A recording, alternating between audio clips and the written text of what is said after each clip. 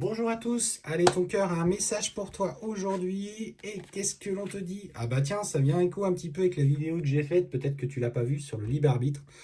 Et clairement ton cœur aujourd'hui t'envoie des messages, on te dit que tu reçois des signes, tu reçois des synchronicités. Les synchronicités, comme je l'expliquais dans la précédente vidéo, vous en avez tous et toutes dans votre quotidien. Bien sûr, après, est-ce que ça fait écho avec toi? Est-ce que ça vibre? Est-ce que tu es suffisamment ouvert simplement au fait de recevoir des signes ou tu as besoin peut-être de validation, etc. Et ce qu'on te dit, c'est que une personne à laquelle tu tiens vraiment à l'heure actuelle est en train de prendre à une vraie prise de conscience par rapport à ce qu'il ressent pour toi. Et peut-être que ces synchronicités viennent un petit peu du fait que sur le plan émotionnel et sur le plan personnel, aujourd'hui, tu es dans une grande phase de doute par rapport à ce que tu vis avec cette personne. Peut-être que tu te dis que tout est perdu, qu'il t'a oublié, qu'il ne pense pas à toi, qu'il est complètement... ouais, qu'il est passé à autre chose, tout simplement. Et en fait, pas du tout.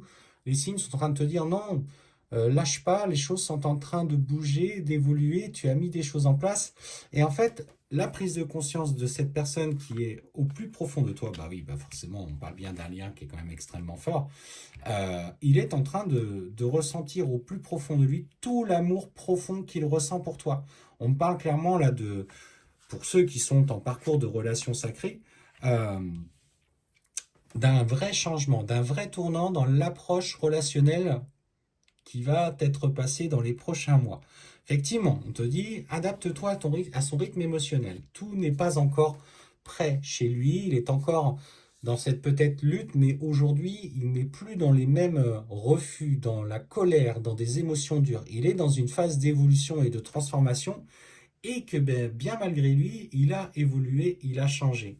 Je dis pas de l'attendre, parce que adapte-toi à son rythme émotionnel, c'est pas attendre, c'est comprendre qu'il passe par des phases de libération, de rejet, de retour, d'un pas en avant, deux pas en arrière, parce qu'il est dans cette phase aussi, lui, de souffrance et de travail, quel que soit, effectivement, extérieurement, ce qu'il peut donner extérieurement. N'oublie pas que c'est que ce qu'il renvoie de manière de l'ego dans sa construction, qui est en train petit à petit de s'effondrer. Ce que je ressens, on est sur quelqu'un qui aujourd'hui est en train d'évoluer, et surtout ce qu'on te dit, c'est tu connais la personne qui t'est désignée et ne te laisse pas happer.